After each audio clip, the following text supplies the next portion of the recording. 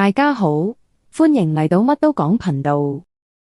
影片開始前，先邀請大家俾個讚好，訂閱呢個頻道，再撳埋個通知鐘仔。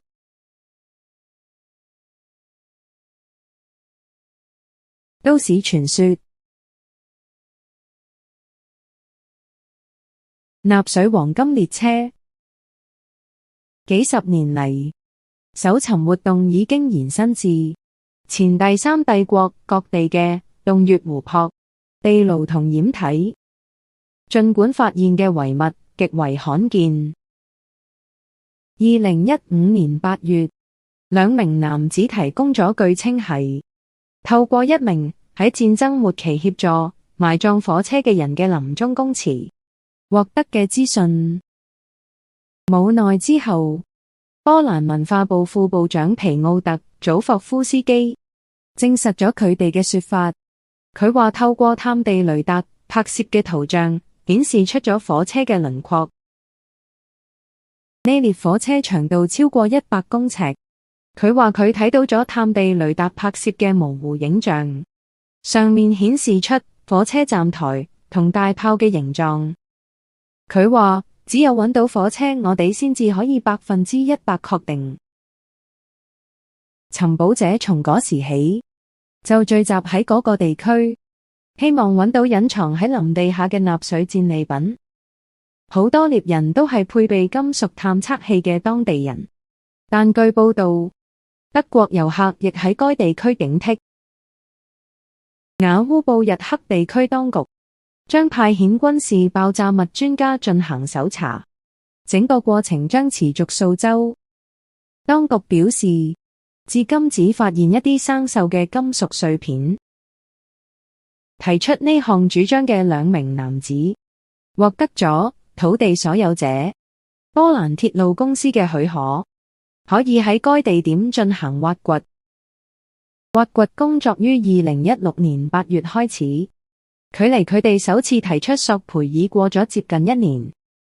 據報道，由私人贊助商資助116000歐元。7日後，由於未有發現隧道、軌道、火車或寶藏，最終施工被迫停止。而雷達圖像顯示，傳說中嘅火車不過係自然形成嘅冰而已。儘管如此，數十名尋寶者仍在雅烏布日克周圍嘅山區繼續尋找黃金列車。媒體嘅宣傳亦令嗰個地區嘅旅遊業增長咗約45%，以至於一位當地旅遊官員聲稱，無論探險者係咪揾到任何嘢，嗰列黃金列車已經到達。納粹黃金列車好可能只係民間傳說。不過有趣嘅係，納粹德國確實喺1943年至1945年間喺該地區建造咗一套複雜嘅隧道系統。李斯計劃係該建設項目嘅代號，由位於克西亞之城堡下方貓頭鷹山嘅7個地下建築組成。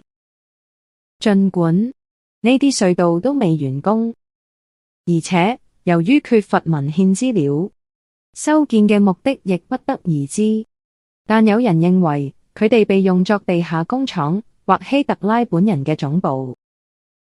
超過9公里嘅隧道係由強迫勞動者、戰俘同集中營囚犯挖掘嘅，其中好多人因疾病、飢餓加上繁重嘅勞動而死亡。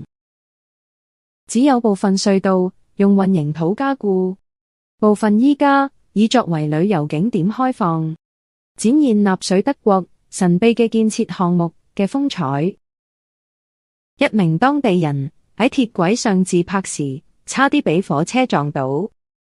此後，波蘭當局已將部分森林區域隔離開，以防止事故發生。省長向美媒體表示，目前我哋已經獲得咗幾公頃土地，禁止人未經許可進入該地點周圍嘅樹林。克西亞之城堡嘅文化總監話俾記者聽，波蘭山坡上，可能埋咗唔止一列火車。有咁樣嘅一個故事，1945年有3列火車駛入咗呢個鎮，但係從此下落不明。黃金可能唔喺被發現嘅嗰一列火車上，而係喺其中一架更安全嘅軍用列車上面。雅烏布日克可能仲有更多嘅火車。呢個地區20世紀20年代同40年代嘅地圖存在差異，表明咗呢個鎮地下有從未被發現嘅隧道。直到1947年蘇聯人先至嚟到呢度，我哋唔知道佢哋發現咗啲咩。2015年8月，嗰2名尋寶人宣布，佢哋喺一條鐵路隧道中發現咗一列埋咗喺地下8至9米長320英尺嘅火車。呢條隧道屬於德國李斯項目。巨人李斯喺德語中意思係巨人嘅一部分。李斯係納粹德國1943年至1945年間一項建設項目嘅代號。呢個項目由位於貓頭鷹山嘅7個地下建築同下西里西亞嘅城堡組成。下西里西亞曾經係德國嘅一部分，但係喺戰後成為咗波蘭嘅一部分。呢啲隧道嘅建造者係格羅斯羅森集中營嘅囚犯。1944年，格羅斯羅森集中營活動達到頂峰，喺德國東部捷克斯洛伐克同被佔領嘅波蘭境內設立咗多達100個分營。當時格羅斯羅森所有集中營嘅囚犯人數佔納粹集中營系統囚犯總數嘅11%。喺嗰個監獄存在嘅期間，共有125000名來自不同國家嘅囚犯。經過估算，該監獄其中估計有4萬名囚犯喺現場死亡，亦有於行軍同疏散運輸途中死亡。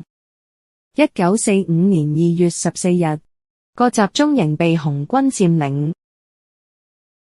由於缺乏文獻資料，個計劃嘅目的仍不確定。一啲消息來源表明，所有呢啲建築都係元首總部嘅一部分。據其他人講，佢係總部同軍火工業嘅結合體，但同類似設施嘅比較，表明只有城堡被改建為總部，其他官方住所同貓頭鷹山嘅隧道被規劃為地下工廠網絡。據估計，自戰爭結束以嚟，只有10%嘅隧道被勘探過。波蘭文化部副部長此前對記者表示，佢獲悉被埋嘅火車長度超過100米，而且佢睇到咗探地雷達拍攝嘅圖像，圖像上似乎出現咗一架裝甲列車嘅輪廓。波蘭軍事博物館稱，佢哋收到咗一張優質嘅地面雷達圖像，其中清楚顯示咗黃金列車嘅細節。